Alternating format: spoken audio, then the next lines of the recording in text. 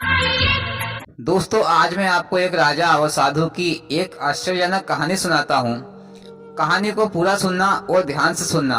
अगर आपको हमारी कहानी अच्छी लगे तो प्लीज वीडियो को लाइक जरूर करना। एक समय की बात है, एक राज्य में एक दयालु राजा राज्य करता था। वह प्रजा का बड़ा ही हितैषी था। प्रजा का हित उसके लिए सर्वोपरि था। वह हमेशा इस प्रयास में रहता कि उसकी प्रजा को कोई भी समस्या या कोई भी परेशानी ना हो, सभी सुख चैन का जीवन बसर करे। उसके शासन में प्रजा प्रसन्न और सुख से जीवन व्यतीत कर रही थी। राजा अक्सर वेश बदलकर राज्य के भ्रमण के लिए निकलता है और प्रजा की स्थिति के बारे में पता करता है। यदि उसे पता चलता है कि प्रजा किसी प्रकार से कष्ट में है, तो वह उन कष्टों को दूर करने का प्रयास करता। एक बार वह इसी प्रकार भेष बदलकर राज्य भ्रमण पर निकला। भ्रमण करते करते वह एक जंगल से गुजरा और रास्ता भटक गया। उसके सैनिक उससे काफी पीछे छूट गए और वह राजा अकेला रह गया। रास्ता ढूंढता हुआ वह एक स्थान पर जा पहुंचा। उसने देखा कि वहां पर एक कुटिया बनी हुई थी। राजा को बहुत जोरों की भूख लग रही थी। उसने सोचा, यहाँ अवश्य ही खाने पीने को कोई सामान मिल जाएगा। फिर राजा ने अपने घोड़े को एक पेड़ से बांध दिया और कुटिया में प्रवेश किया। वह कुटिया एक साधु की थी। गेरुए वस्त्र धारण किए एक साधु एक पेड़ के नीचे आसन लगाकर बैठे हुए थे। उनकी आंखें बंद थी और वे ध्यान में लीन थे।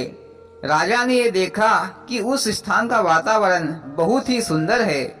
पेड़ पौधे हरे भरे हैं, जिनमें फूल और फल लदे हुए हैं। पंछी किलकिलाहट के साथ विचरण कर रहे हैं। राजा ये देखकर बड़ा ही प्रसन्न हुआ। वह साधु के पास गया और उन्हें प्रणाम करके साधु के सामने घुटनों के बल पर बैठ गया। साधु ने आहट पाते ही आंखें खोली और अपने सामने एक नौजवान को पाया। उसके मुख का तेज देखकर साधु समझ गए कि यह कोई राष्ट्रीय व्यक्ति है। राजा ने उन्हें बताया कि वह रास्ता भटक गया है। साधु ने उसे अपने आश्रम में शरण दी। खाने के लिए मीठे फल दिए। राजा ने कभी भी इतने मीठे फल नहीं खाए। फिर राजा ने चकित होकर साधु से पूछा, आज तक मैंने इतने मीठे और स्वादिष्ट फल नहीं खाए। इन फलों का इतने मीठा होने का कारण क्या है? फिर साधु ने कहा, इस राज्य का राजा अत्यंत ही दयालु और न्याय प्रिय है, इसीलिए ये फल इतने मीठे हैं। जब तक वह अपनी प्रजा का हितैषी रहेगा, दीन दुखियों का सहायक रहेगा, ये फल ऐसे ही मीठे रहेंगे। राजा को ये सुनकर बड़ा ही आश्चर्य हुआ। राजा के लिए इन बातों का विश्वास करना कठिन था। फिर राजा साधु से आज्ञा लेकर अपने घर पर लौट आया तो उसने निश्चय किया कि वह इस बात का परीक्षण अवश्य करेगा। राजा को अपने सैनिक भी मिल गए जो जंगल में उसे ढूंढ रहे थे। वह अपने राज्य वापस लौट गया। वापस लौटने के बाद उसने अपनी प्रजा पर जुल्म ढाना शुरू कर दिया। उसने किसानों का लगान बढ़ा दिया और प्रजा पर न जाने कितने प्रकार के कर लगा दिए। अब वह अपना धन भोग विलास में खर्च करने लगा और प्रजा उस राजा से नफरत करने लगी। प्रजा पर अत्याचार बढ़ने लगे तो पूरे राज्य में त्राही त्राही मच गई। कुछ दिनों बाद फिर राजा उसी साधु की कुटिया में पहुंचा।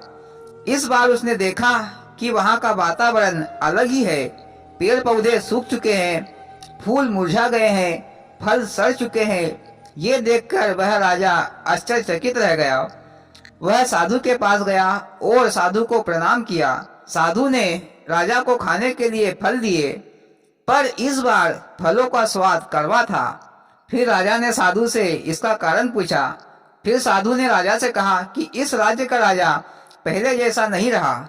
उसे प्रजा के हित का कोई ख्याल नहीं है। वह प्रजा पर अत्याचार करने लगा है। उसके प्रति प्रजा के मन में कड़वाहट बस गई है, इसीलिए इन फलों का स्वाद कड़वा है। फिर राजा साधु की कुटिया से अपने राज्य वापस लौट आया। उसे साधु की बात समझ में आ गई। अगले दिन से ही वह राजा अपनी प्रजा का ध्यान रखने लगा। उसके बदलते ही फिर से प्रकृति अपना रंग बदलने लगी। प्रकृति हरी भरी हो गई, पेड़ पौधे हरे भरे हो गए, सभी फल मीठे हो गए। इस कहानी से हमें यह सीख मिलती है कि हम जैसा कर्म करेंगे वैसा ही फल मिलेगा। यदि अच्छे कर्म करेंगे तो अच्छा फल मिलेगा, बुरे कर्म करेंगे तो बुरा। यदि हम किसी को कड़वाहट देंगे तो बदले में हमारे जीवन में भी कड़वाहट घुल जाएगी। इसलिए हमेशा हमको सबका भला करना चाहिए।